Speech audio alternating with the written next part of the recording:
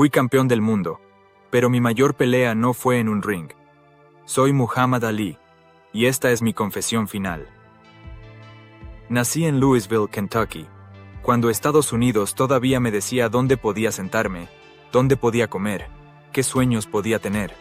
Mi nombre era Cassius Clay entonces, y mi mundo era pequeño, marcado por líneas invisibles que otros habían trazado para mí. Pero yo siempre supe que era diferente. Desde niño, sentía fuego en las venas, una inquietud que no me dejaba quieto. Mis padres trabajaban duro. Mi padre pintaba carteles para sobrevivir. Mi madre limpiaba casas ajenas mientras soñaba con un futuro mejor para sus hijos. Éramos pobres, pero ricos en dignidad. A los 12 años me robaron mi bicicleta. Una bicicleta roja que había pedido por Navidad, mi tesoro más preciado. Lloré de rabia, no solo por la pérdida, sino por la injusticia. Fui a buscar a un policía para denunciar el robo, pero ese policía, Joe Martin, también entrenaba boxeo en un gimnasio local. Cuando me vio con lágrimas en los ojos, gritando que iba a encontrar al ladrón y darle una paliza, me dijo algo que cambió mi vida. Mejor aprende a pelear antes de amenazar a alguien. No sabía que en ese momento, el destino había decidido mi camino. Entré a ese gimnasio húmedo y maloliente, lleno de chicos que buscaban lo mismo que yo, una manera de defenderse, de ser alguien. Pero yo era distinto. Mientras otros peleaban por necesidad, yo peleaba por algo más grande. Cada golpe que daba en el saco, cada round que entrenaba, era mi respuesta al mundo que me quería pequeño. Mi velocidad era natural, mis pies se movían como si bailara, mis puños encontraban el objetivo sin esfuerzo. Pero más que mi físico, era mi mente la que me hacía especial. Estudiaba a mis oponentes, los provocaba, los desestabilizaba antes de que sonara la campana. A los 18 años fui a Roma, a los Juegos Olímpicos de 1960. Llevaba el sueño de un país que aún me trataba como ciudadano de segunda clase, pero yo representaba algo más que Estados Unidos. Representaba la posibilidad. Cuando colgaron esa medalla de oro en mi cuello, sentí que el mundo me reconocía por primera vez. No como el niño negro de Kentucky, sino como un campeón. Regresé a casa victorioso, pero la realidad me golpeó rápido. Con medalla de oro y todo, seguían negándome el servicio en restaurantes. La gloria tenía límites cuando tu piel era del color equivocado. El boxeo profesional me recibió con escepticismo. Era joven, hablador, diferente. Los promotores querían boxeadores callados que no cuestionaran el sistema. Pero yo llegué haciendo ruido, prediciendo en qué round ganaría, riéndome de las tradiciones solemnes del deporte. No era arrogancia vacía, era estrategia psicológica. Mientras mis oponentes se distraían con mis palabras, yo estudiaba sus debilidades. Mi estilo era único. Manos abajo, bailando, esquivando golpes por centímetros. Los veteranos decían que boxeaba mal, que no duraría. Se equivocaron. Sonny Liston era el hombre más temido del boxeo cuando lo enfrenté por primera vez en 1964. Era un tipo duro, con conexiones oscuras, mirada que helaba la sangre. Nadie me daba oportunidad, pero yo sabía algo que nadie más sabía. El miedo también es una herramienta. La noche antes de la pelea, fui a su hotel, grité, hice escándalo, lo llamé cobarde. Quería que se acostara pensando en mí, que mis palabras lo persiguieran en sus sueños. Funcionó. En el primer round lo estudié, en los siguientes lo descifré, y cuando llegó mi momento, lo terminé. El mundo se quedó en silencio. Cassius Clay, el niño hablador de Kentucky, era el nuevo campeón mundial de los pesos pesados. Pero ganar el título fue solo el comienzo. Días después, hice algo que cambió mi vida para siempre. Anuncié mi conversión al Islam y mi nuevo nombre, Muhammad Ali. No fue una decisión fácil. Significaba renunciar al nombre que mis abuelos habían llevado, el nombre de los amos de esclavos. Significaba abrazar una fe que Estados Unidos veía con sospecha. Pero Muhammad Ali no era solo un nombre nuevo. Era una declaración de independencia. Ya no sería el negro entretenido que peleaba para complacer a otros. Sería mi propia versión de grandeza. La reacción fue brutal. Me llamaron antiamericano, radical, peligroso. Los medios que antes celebraban mi talento, ahora cuestionaban mi lealtad. Pero yo había encontrado algo más poderoso que la aprobación. Mi verdad. Malcolm X se convirtió en mi hermano y mentor. Me enseñó que la verdadera revolución comenzaba en la mente. Aprendí que ser musulmán no era solo una religión, era una manera de ver el mundo con dignidad, sin arrodillarme ante nadie excepto Dios. Entonces llegó Vietnam. El gobierno me llamó al servicio militar en 1966. Yo tenía 24 años. Estaba en la cima de mi carrera. El mundo entero conocía mi nombre. Pero cuando me pidieron que fuera a matar vietnamitas por una causa que no entendía, para un país que no me respetaba completamente, dije no. No fue una decisión política calculada. Fue mi conciencia hablando más fuerte que mi ambición. No tengo nada contra los Vietcong, dije. Y era verdad. Esos hombres nunca me habían llamado negro, nunca me habían negado un trabajo, nunca habían atacado a mi pueblo. ¿Por qué iba a viajar miles de kilómetros para pelear contra ellos cuando la verdadera guerra por la dignidad se libraba aquí en casa? Mi negativa desató una tormenta que casi me destruye. Me quitaron el título, me prohibieron boxear, me sentenciaron a 5 años de cárcel. A los 25 años, cuando un boxeador está en su mejor momento, me condenaron al exilio. Fueron 3 años y medio en el desierto. 3 años y medio viendo cómo otros peleaban por el título que era mío.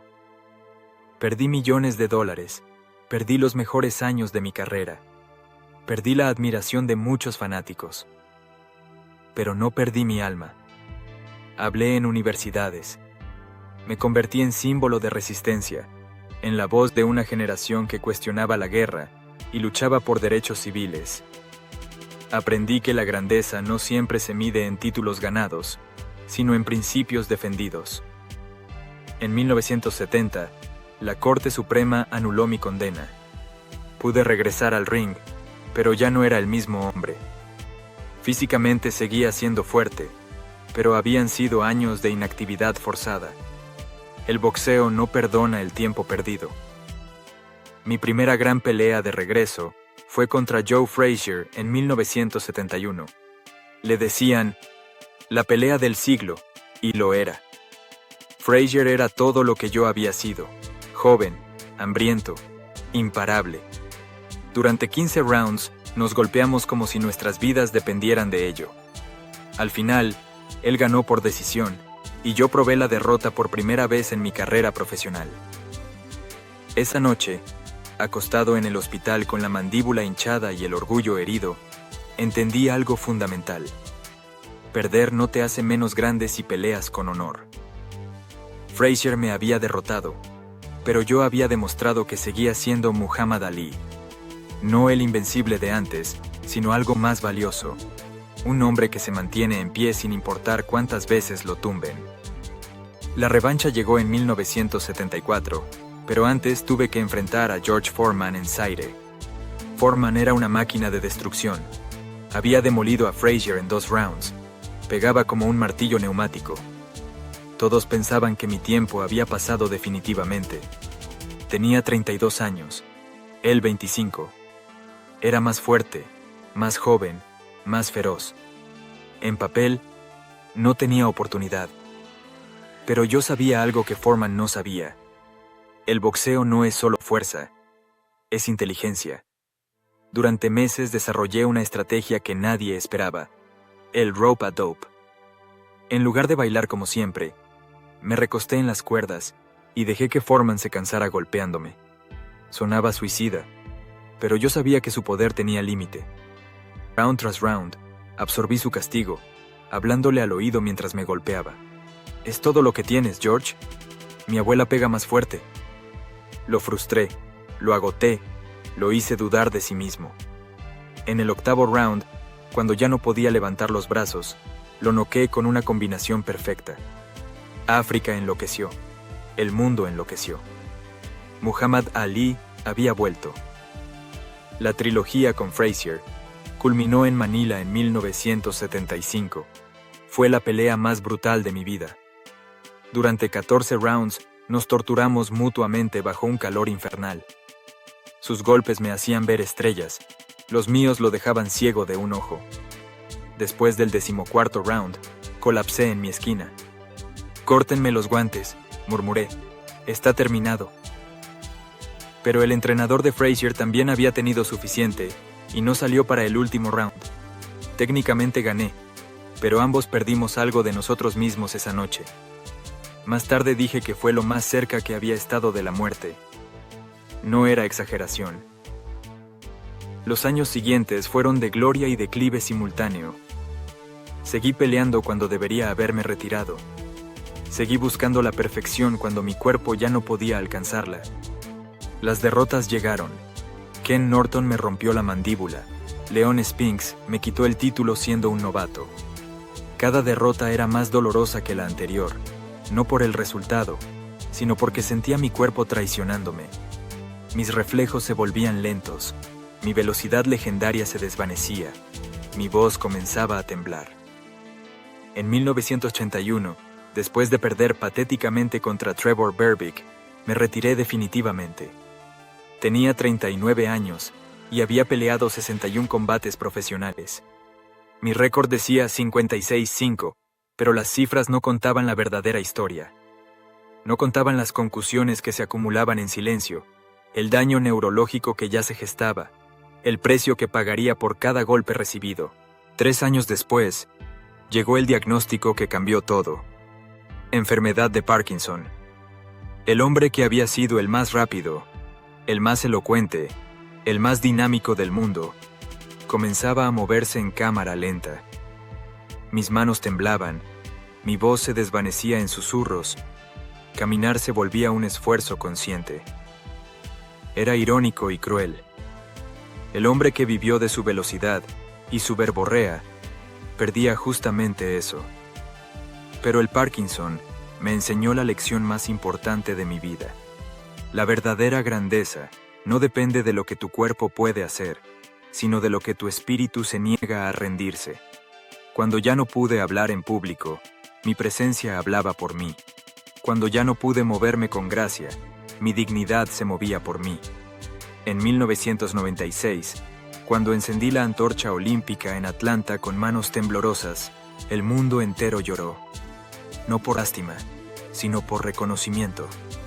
Reconocieron que estaban viendo a un hombre que había peleado todas las batallas importantes de su tiempo y había ganado las que importaban. Durante mis últimos años reflexioné mucho sobre lo que significa ser grande. No es ganar peleas o títulos, aunque eso ayuda. No es ser famoso o rico, aunque eso puede abrir puertas. Ser grande es mantener tu dignidad cuando todo el mundo te dice que te rindas. Es defender lo que crees aunque te cueste todo.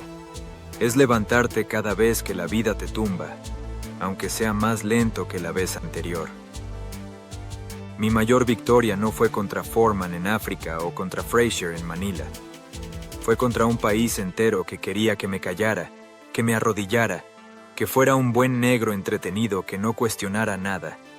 Mi mayor victoria fue convertir a Muhammad Ali en algo más grande que un boxeador, en un símbolo de resistencia, en una voz para los que no tenían voz, en prueba de que un hombre puede cambiar el mundo si tiene el coraje de ser él mismo, sin disculpas. Cometí errores, por supuesto.